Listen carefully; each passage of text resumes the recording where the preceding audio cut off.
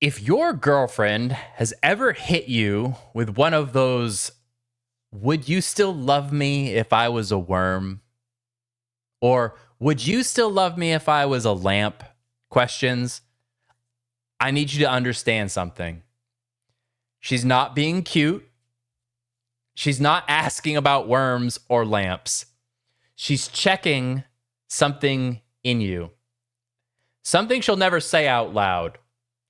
So tonight, in this video, we're breaking down exactly what that question actually means, why it shows up in so many relationships, and what she's really checking for when she asks it. Because it's not a joke, it's a test of commitment, stability, and how much you're willing to carry in the relationship. We're going to talk about why this trend exploded, what the question is really about, how men are supposed to respond to it, and also the double standard underneath that nobody wants to admit.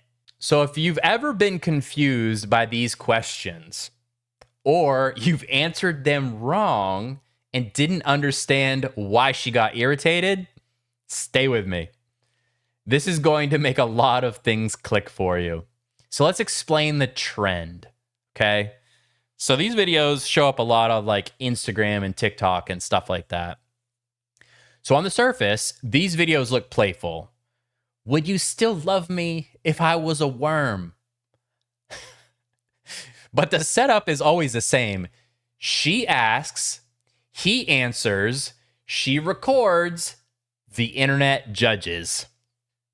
Men answer logically while women expect an answer to be more emotionally based, but that's like a built-in mismatch. And I think that that's why the trend exists, and that's why so many women like capture this moment, because the question is absolutely absurd, and they know, men being men, we're going to try to like rationally work through the problem to come up with an answer of why we would not still love our girlfriends if they were a worm.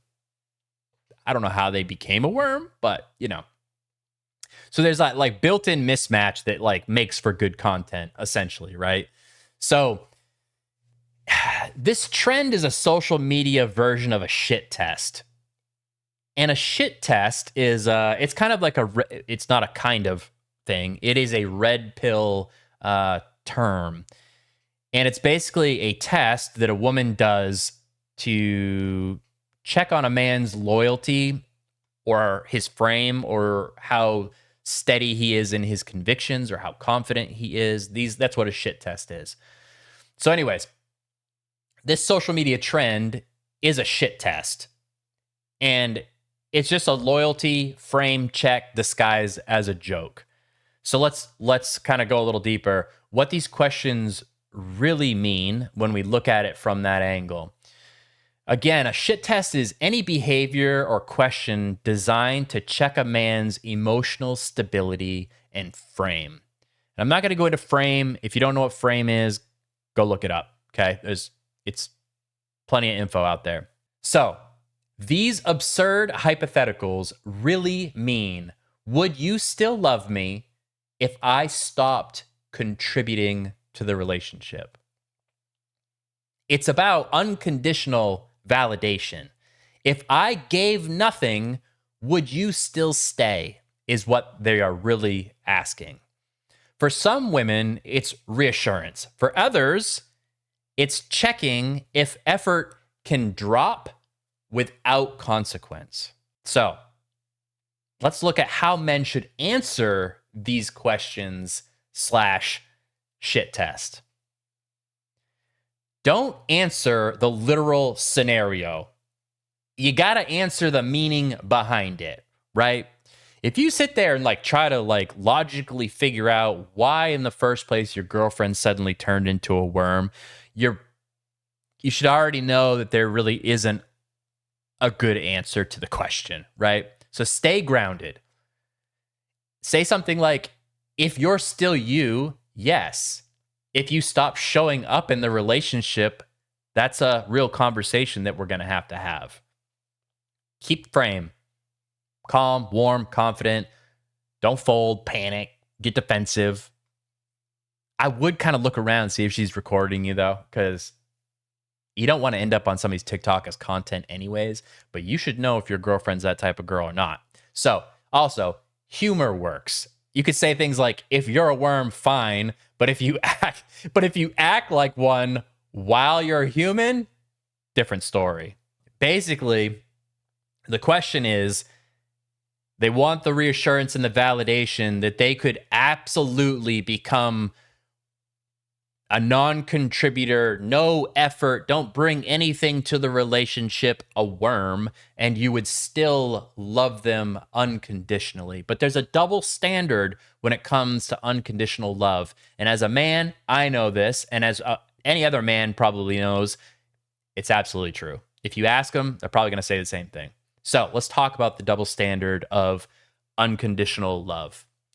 So women ask these questions because they want to believe in unconditional love. Even if I give nothing, will you stay? Is the basis of the question. Men, we don't get unconditional love. If a man loses purpose, stability, or value, the relationship is at risk. Real data backs this up.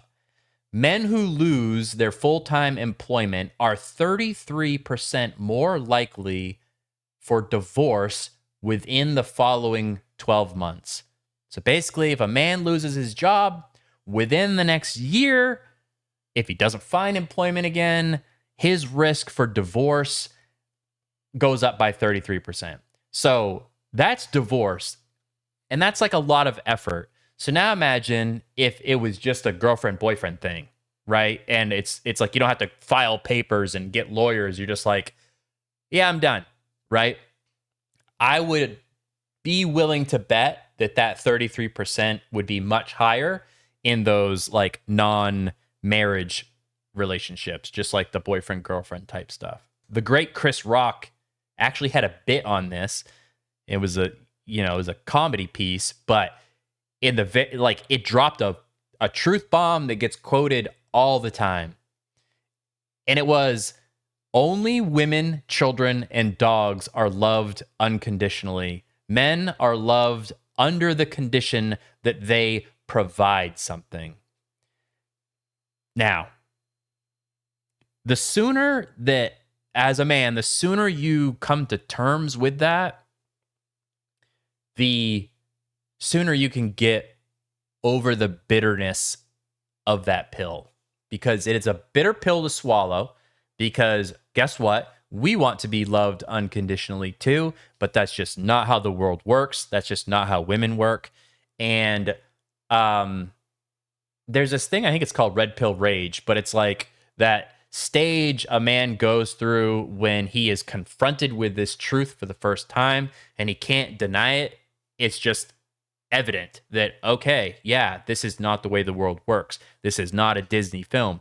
There's a period where men can get pretty angry at how it works, but you can't change how it works. You just have to understand how it works and then operate within there. You know, it's, of course, I have to throw in the disclaimer. Yes, like I'm sure that there is some women out there that are not like this. However, most are. Like, women just don't stick around when you're not providing and bringing things to the table.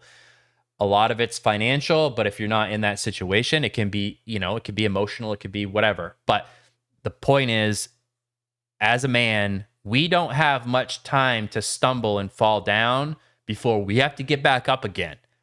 There is no being a worm or a lamp in a relationship for a man. It is not an option. Our brains don't even think that way, but even if it was, we wouldn't even ask the question because we would know the answer. I don't need to ask, would you still love me if I was a worm? Because the answer would be no. In closing, these questions sound childish, but the questions are really about loyalty and stability. And once you understand what's actually being asked, everything gets easier. You stop reacting to the nonsense of that surface level question. and you start responding to the truth underneath it. So, what I would say is no, you should not blow smoke up your girlfriend's ass and say that you would still love her if she was a worm, because the reality is she's never going to be a worm. But if she's a human that acts like a worm, doesn't contribute, effort is at a bare minimum, there's no, I'm not gonna love you if you act like a worm. Right? So don't even like play the game, because there's no winning the game. For one thing, there's no like correct answer like that's gonna make you get out of this scot-free. So you might as well just be a straight shooter and stay with your frame and keep your boundaries and say like, no, I'm not gonna still love you if you treat me like a worm. Why would I do that? Like, this is what I need from the relationship. If you stop providing that to me, then the relationship it's not going to work out. Just like if it was flipped and your needs were no longer met in the relationship because I was showing up as a goddamn lamp in the relationship, you wouldn't stick around either. So we went a little deep on a kind of a silly question, but like it's such a trend and it like irritates me. Like a lot of social media trends irritate me. So I just had to give some like real talk and just like cut through the bullshit. So yeah.